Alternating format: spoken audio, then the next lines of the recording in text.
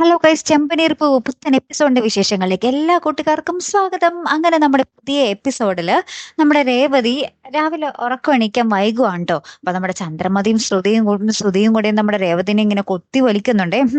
ഇത്രോ നേരം വൈകിയാണോ എണീക്കുന്നത്? ഞങ്ങളൊക്കെ എണീറ്റിട്ട് എത്ര നേരം, ഞങ്ങളിപ്പോ ഒരു കോഫി കുടിക്കാൻ വേണ്ടി ഇങ്ങനെ വെയിറ്റ് ചെയ്ത് നിൽക്കുക എന്നൊക്കെ ഇങ്ങനെ പറഞ്ഞുകൊണ്ടിരിക്കുകയാണ്. അപ്പൊ രേവതി പറയുന്നുണ്ട്, ഞാൻ ആ ഒരു കട നഷ്ടപ്പെട്ടതിന്റെ സങ്കടത്തിലാണ് ഞാൻ ഓൾറെഡി, അതുകൊണ്ട് കുറച്ചു നേരം കൂടുതൽ ഉറങ്ങിപ്പോയി.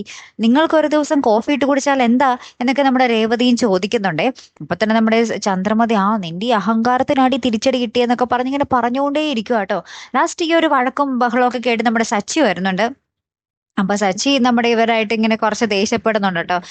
നിങ്ങൾക്ക് ഒരു ദിവസം എന്തെങ്കിലും ഉണ്ടാക്കി കഴിച്ചാൽ എന്താ, അവള് തന്നെ എല്ലാം ചെയ്യണോന്ന് ഇത്ര നിർബന്ധം എന്താ എന്നൊക്കെ ചോദിച്ചാൽ നമ്മുടെ സച്ചിയും പറഞ്ഞിട്ട് അങ്ങോട്ട് പോകുന്നൊക്കെ ഉണ്ട്.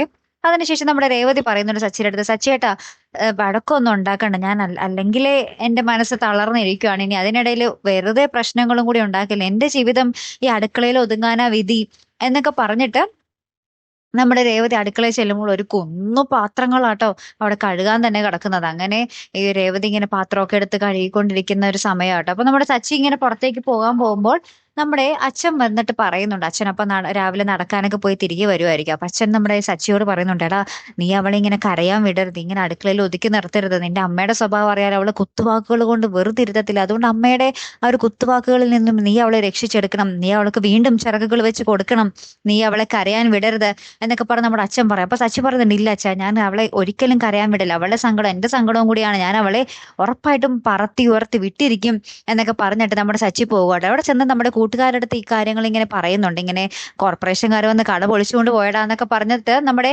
സച്ചിയുടെ കൂട്ടുകാരുടെ അടുത്ത്, അതായത് ടാക്സി സ്റ്റാൻഡിലെ കൂട്ടുകാരുടെ അടുത്ത് ഈ കാര്യങ്ങൾ പറയുന്നുണ്ട്. അപ്പോൾ അവരാണ് ഇങ്ങനെ പറയുന്നത്, നമുക്കൊരു മൊബൈൽ ഷോപ്പ് തുടങ്ങിയാലോ എന്നുള്ളൊരു ആലോചന വെക്കുന്നുണ്ട്. അവിടെ ഒരു സ്കൂട്ടർ എടുത്ത് കൊടുത്തിട്ട് നമ്മുടെ രേവതി ഇങ്ങനെ മൊബൈൽ ഷോപ്പായിട്ട് നടക്കട്ടെ എന്നിങ്ങനെ പറയുന്ന ഒരു രംഗങ്ങളാട്ടോ. അപ്പൊ തന്നെ നമ്മുടെ സച്ചി വേഗം തന്നെ പിന്നെ സ്കൂട്ടർ എടുക്കാൻ പോവുകയും പിന്നെ സർപ്രൈസ് ആയിട്ട് നമ്മുടെ രേവതിക്ക് സ്കൂട്ടറൊക്കെ എടുത്ത് കൊടുക്കുകയും ചെയ്യുന്ന ഒരു അടിപൊളി രംഗങ്ങൾ തന്നെയാട്ടോ കൂട്ടുകാരെ നമുക്ക് കാണുവാൻ സാധിക്കുന്നത്. കാത്തിരുന്നതിനെ കാണുമ്പോൾ അടുത്തൊരു വീഡിയോയുമായി വരുന്നത് വരയ്ക്കും ഗുഡ് ബൈ.